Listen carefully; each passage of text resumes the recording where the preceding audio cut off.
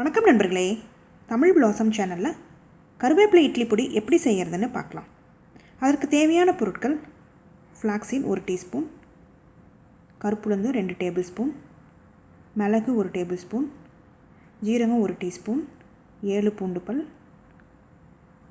1 table spoon கடலைப்பருப்பு, rock salt தேவையான அளவு, பெருங்காயத்தூள் 1/4 டீஸ்பூன், 4 வரமிளகா, கருவேப்பிலை 1 கப்பு 250 ml.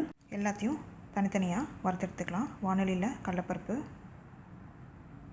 உளுத்தம்பருப்பு சேர்த்து சிம்லேயே வச்சு நல்லா வறுத்துக்கலாம். இது நல்லா பொன்னிறமாகணும், நல்லா வாசனை வரும், அது வரைக்கும் நல்லா வறுத்து எடுத்துக்கலாம். கைவிடாமல் கிளறிக்கிட்டே இருங்க, இல்லை ஒரு பக்கமாக அப்படியே தீஞ்சிரும். பாருங்கள், கலர் மாறிடுச்சு, நல்லா வாசனை வந்துடுச்சு. இப்போ பிளேட்டில் போட்டுடலாம். இது நல்லா ஆறிட்டுருக்கட்டும். இப்போ ஃப்ளாக்ஸீடு, ஜீரகம் சேர்த்து நல்லா வறுத்துக்கலாம். சிம்லேயே வச்சு வறுத்துக்கோங்க, கைவிடாமல் கிளறி விட்டுக்கிட்டே இருங்க. ஃப்ளாக்ஸீடு வெடிக்கும், ஜீரகம் வாசனை வரும்.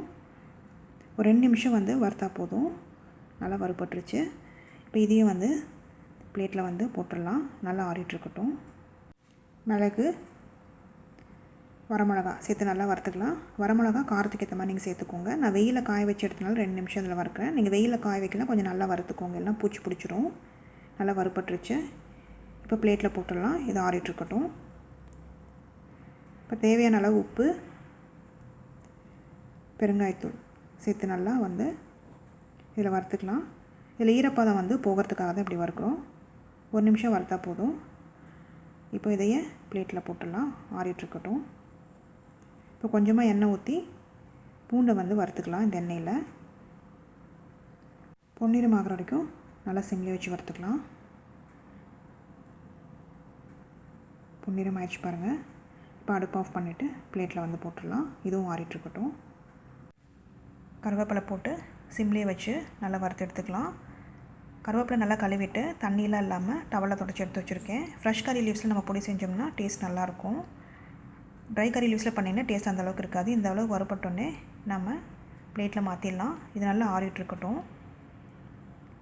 நல்லா ஆறிடுச்சு. மிக்சியில் நைஸாக அரைச்சி எடுத்துக்கலாம். இட்லி, தோசை, சாதத்துக்கு நல்லாயிருக்கும். சாதத்தில் நெய் ஊற்றி பிசைஞ்சு சாப்பிடுங்க. கருவேப்பிலை குழம்புல போட்டோம்னா நம்ம தூக்கி எறிஞ்சிடும். இந்த மாதிரி பொடி பண்ணி குழந்தைங்களுக்கு கொடுத்திங்கன்னா ஏராளமான சத்துக்கள் இருக்குது. நல்லா நைஸாக அரைச்சாச்சு. இப்போ பவுலில் போட்டு ஆற வச்சிடலாம். இது ஏர்டைட் கண்டெய்னர் பாக்ஸில் ஸ்டோர் பண்ணிக்கோங்க.